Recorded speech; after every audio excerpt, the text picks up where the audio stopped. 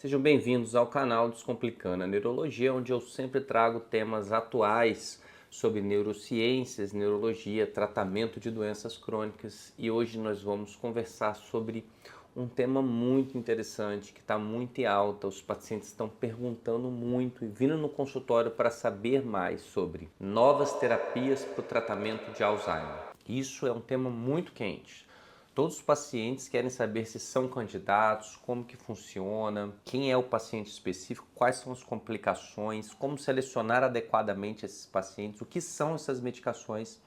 Então hoje eu vou explicar isso de uma forma bem organizada para que você possa entender e levar para sua família para ver se o seu paciente, se o seu familiar, se o seu pai, se sua mãe se enquadra nesse tipo de tratamento. Então fica até o final, se inscreve aqui no meu canal e acompanha comigo o conteúdo. A primeira coisa que eu quero falar é que o maior erro no tratamento de Alzheimer é achar que existe um remédio milagroso, um remédio que vai mudar toda a evolução da doença, que vai fazer com que o paciente, de uma hora para outra, com uma pílula mágica, ele consiga recuperar suas atividades. Isso não existe.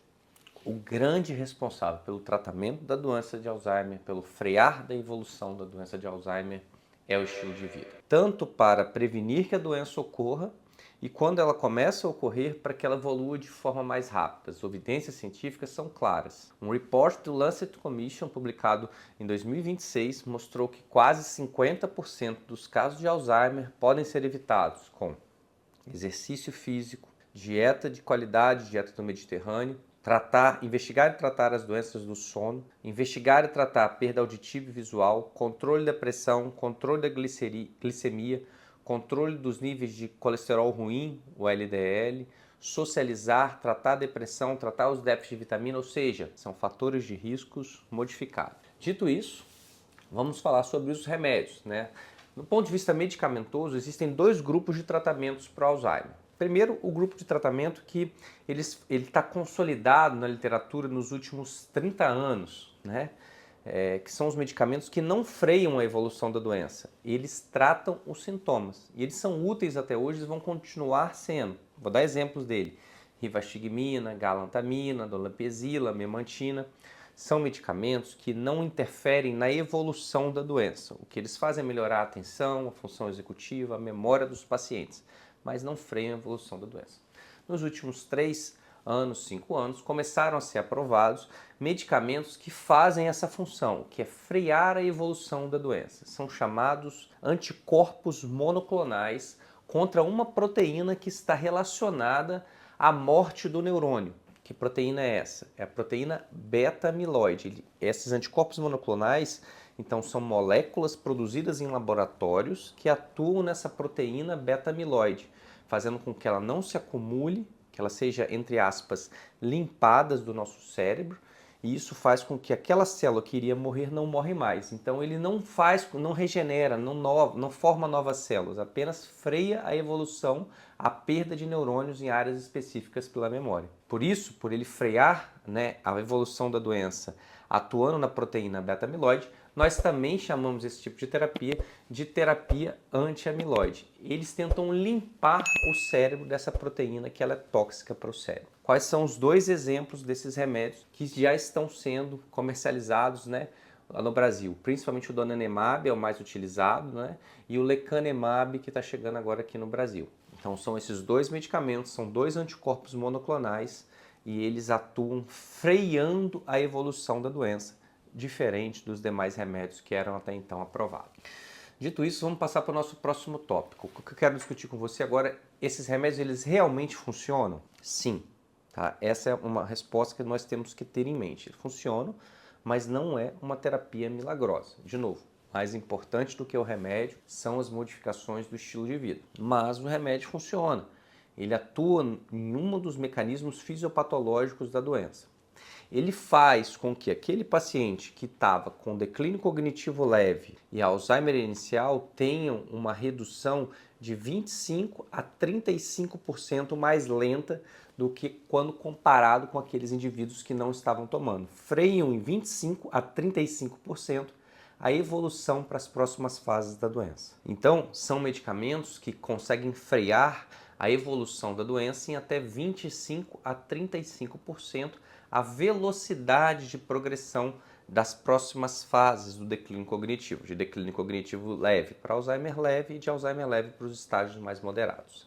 É assim que essa é a eficácia da medicação. Vamos passar para o nosso próximo tópico. Já peço para você se inscrever aqui no canal Descomplicando a Neurologia, onde eu sempre trago conteúdos relacionados a neurociências, o envelhecimento saudável e dicas e orientações, na verdade grandes orientações baseadas sempre nas melhores evidências científicas. Como que a gente deve explicar isso para o nosso paciente da melhor forma possível? Tá? Uma forma da gente explicar para os pacientes é que sem o remédio, o paciente ele iria piorar em 10 passos, né? Ele ia piorar uma quantidade significativa. Utilizando essas medicações, ele piora apenas 7 ou 8 passos. É uma forma objetiva e prática que a gente consegue fazer uma analogia para mostrar ao paciente como é o real benefício. Não é um milagre, mas ele ajuda a frear a evolução da doença sim. Isso é um termo objetivo e já está comprovado. Isso é outra coisa que eu gosto sempre de colocar para os pacientes. Quando nós estamos falando desse tipo de terapia, não estou falando aqui de nenhum tratamento experimental, não vai ser cobaia de nada. Esse tratamento já está consolidado, aprovado pelos órgãos reguladores, já está sendo comercializado. Então, é um tratamento já comprovado pela ciência. Outra pergunta que a gente sempre recebe é qual é o tipo de paciente que funciona? Eu tenho ultimamente, nos últimos meses, recebido um grande número de pacientes que querem saber, olha, eu estou com meu pai, ele está com esse declínio cognitivo, vale a pena eu dar esse remédio para ele? Pacientes que têm declínio cognitivo leve, são os estágios pré-Alzheimer. O que significa declínio cognitivo leve? O paciente chega no consultório, tem a queixa, nós fazemos os testes de memórias e avaliação cognitiva, ela está alterada, mas ele ainda tem as suas funções do dia a dia preservadas, ou seja, não tem um quadro demencial. Então, pacientes com declínio cognitivo leve, que não tem um quadro demencial instalado, principalmente do tipo minéstico, e quando temos os exames positivos, são os principais candidatos ao tratamento com anticorpos monoclonais com terapia beta-amiloide. Ah, mas o meu pai já tem Alzheimer.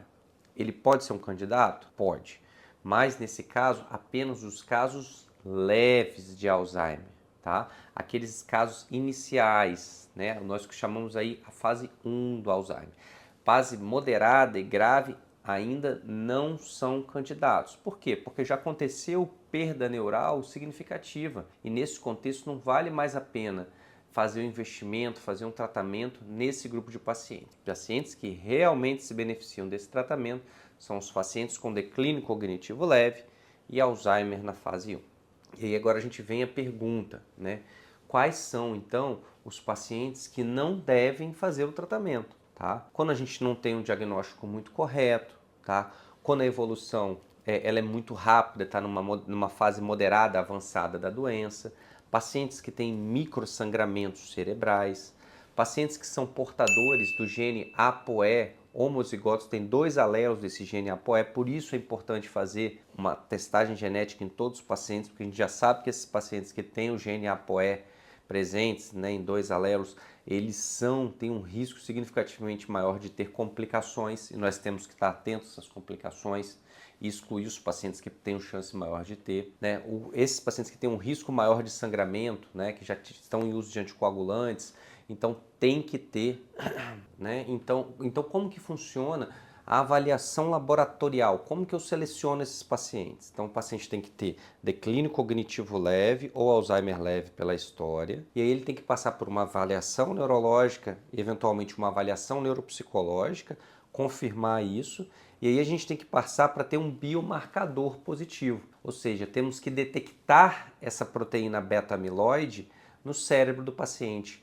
Isso tem que ser feito ou por um estudo licórico, pesquisa da proteína beta-amiloide da proteína tal no líquor, ou por um PET-CT para a proteína amiloide.